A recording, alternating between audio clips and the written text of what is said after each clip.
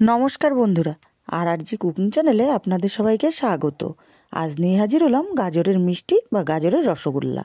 তো চলুন শুরু করা যাক। আমি এখানে 250 গ্রাম গাজর খোসা ছাড়িয়ে ছোট ছোট টুকরো করে কেটে ধুয়ে নিয়েছি। আর টুকরোগুলো একটু ছোট করেছি যাতে মিক্সচার দিলে ভালো করে পেস্ট হয়।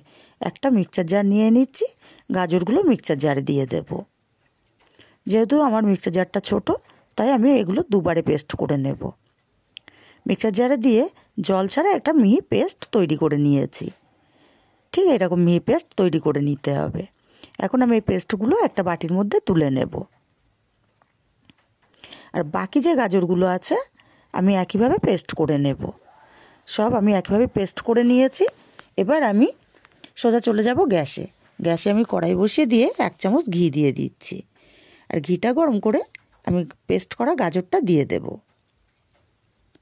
পেস্ট করা গাজরটা দিয়ে আমি লো ফ্লেমে 4-5 মিনিট গাজরটা ভেজে নেব, যাতে গাজরের কাঁচা গন্ধটাও চলে যায়, আবার গাজরের যে এক্সট্রা রসটা আছে সে বা জলটা আছে সেটাও যেন শুকিয়ে যায়।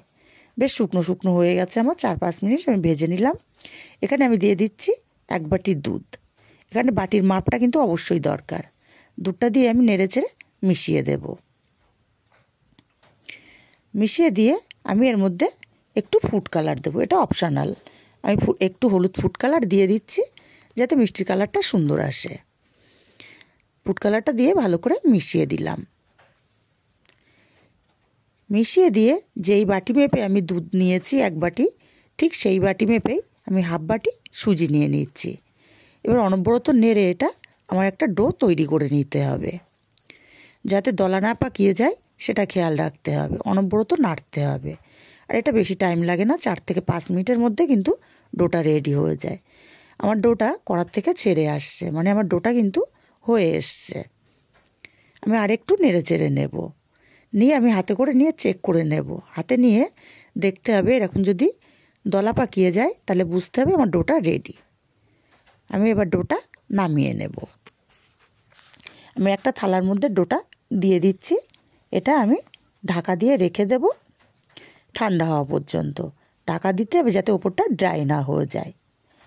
এখন আমি গ্যাসে কড়াই বসিয়ে দিয়েছি। দিয়ে দিচ্ছি 1 বাটি চিনি, আর দিয়ে দেবো ওই বাটি 2 বাটি জল। আর এখানে দিয়ে দেবো 2টো মুখ ফাটানো এলাচ। নেড়ে চেড়ে আমি চিনিটা গলিয়ে নিয়ে মিনিট 5 ফুটিয়ে নেব। এখানে কিন্তু আমার কোনো চটচটে বা একতার বা দুতার কোনো রসের দরকার নেই। আমি একটা পাতলা রস তৈরি করে নেব বা শিরা তৈরি করে নেব। আর যে ফুড কালার দেওয়ার পরে 1-2 ফোঁটা ছিল কাপের মধ্যে, আমি সেই ফুড কালার 1-2 ফোঁটা এর মধ্যে দিয়ে দিলাম, কালারটা সুন্দর আসার জন্যে, আর কিছুই না। 4-5 মিনিট ফুটিয়ে আমি গ্যাসটা অফ করে ঢাকা দিয়ে দিলাম। এদিকে আমি হাতে একটু তেল মেখে নিয়েছি। এবার আমি এই ডোটা মেখে নেব। দেখেই বুঝতে পারছেন আমার ডোটা থেকে এখনও কিন্তু ধোঁয়া উঠছে, ভালোই গরম, আমার মাখতে অসুবিধা হচ্ছে। তবুও আমি ভালো করে মেখে নিলাম। ঠিক এরকম নরম একটা ডো কিন্তু আমাদের লাগবে। আমি ডোটা 4-5 মিনিট ভালো করে মেখে নিয়েছি। এখন আমি একটা বাটি নিয়ে নিচ্ছি 3 চামচ নারকেল পাউডার। আর এর মধ্যে দিয়ে দেবো 3 চামচ গুঁড়ো দুধ। এর মধ্যে আমি দুধ আর নারকেল পাউডারটা মিশিয়ে নিয়ে 2 চামচ লিকুইড দুধ দিয়ে দেব। দিয়ে এটা আমি মেখে নেব।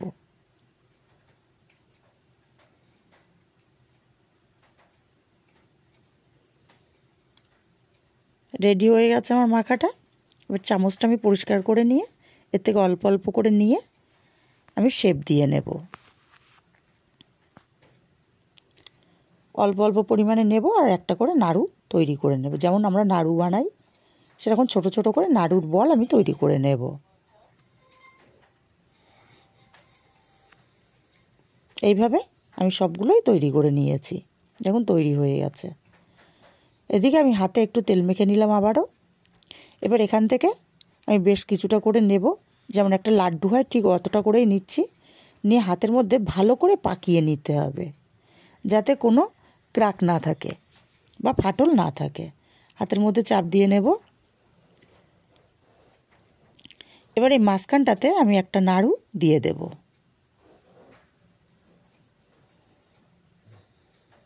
মুখটা সিল করে দেব।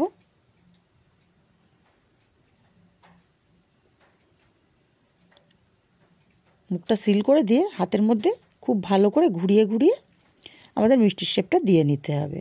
আমি এখানে চ্যাপ্টা শেপ দিচ্ছি, আপনারা চাইলে গোল শেপও দিতে পারেন, কিন্তু চ্যাপ্টা করে শেপ দিলে ভাজতে তেলটা কম লাগে আর ভেতরটাও খুব তাড়াতাড়ি ভাজা হয়ে যায়। এবার আপনাদের পছন্দ মতো আপনারা শেপ দিয়ে নিতে পারেন। আমি এইভাবে তৈরি করে নিলাম।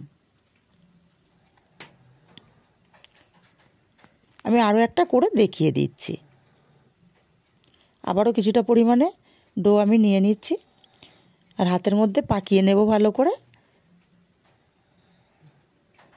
হাতের মধ্যে পাকিয়ে মাঝখানটাতে একটু চ্যাপ্টা করে নিলাম। এবার এর মধ্যে আমি একটা নাড়ু দিয়ে দেব,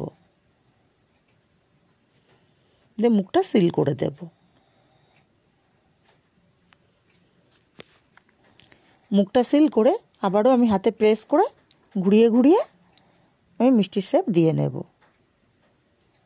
আর এই মিষ্টিগুলো খেতে কিন্তু অসাধারণ লাগবে, একবার হলো বাড়িতে বানাবেন, অসাধারণ লাগে খেতে। ঠিক এইভাবে তৈরি করে নিলে কিন্তু মিষ্টিগুলো সুন্দর হয়। আর এটা কিন্তু গরম অবস্থাতেই করতে হবে, বেশি ঠান্ডা করা যাবে না, তাহলে মিষ্টিগুলো খুব সুন্দরভাবে তৈরি হয়ে যাবে। আমি প্রত্যেকটা রেডি করে নিয়েছি।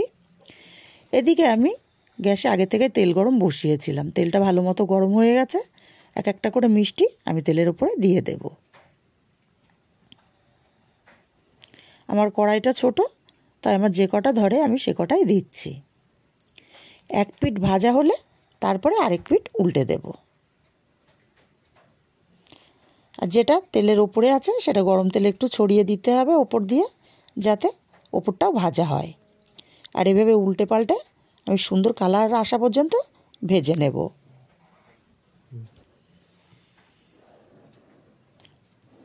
এটা কিন্তু খুব হাই ফ্লেমে ভাজা যাবে না, তাহলে ভেতরটা কাঁচা থেকে যাবে।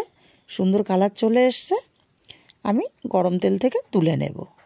আর এই গরম অবস্থাতেই কিন্তু নিয়ে মিষ্টির রসে আমি দিয়ে দেব বা চিনির রসে আমি দিয়ে দেব।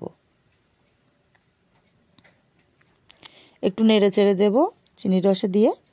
আর বাকি যে মিষ্টিগুলো আছে আমি একইভাবে ভেজে আমি এই মিষ্টির রসে দিয়ে 10 মিনিট আমি রাখবো। 10 মিনিটেই কিন্তু মিষ্টির রস মিষ্টির মধ্যে ঢুকে একদম পারফেক্টভাবে ফুলে উঠবে। প্রত্যেকটা মিষ্টি আমি ভেজে নিয়ে দিয়ে দিয়েছি, একটু নেড়ে চেড়ে দিচ্ছি। এবার আমি এটা ঢাকা দিয়ে রাখবো 10 মিনিট। 10 মিনিট পর তৈরি হয়ে গেল আমার দারুণ স্বাদের গাজরের মিষ্টি বা গাজরের রসগোল্লা। ভালো লাগলে লাইক কমেন্ট শেয়ার করতে একদম ভুলবেন না।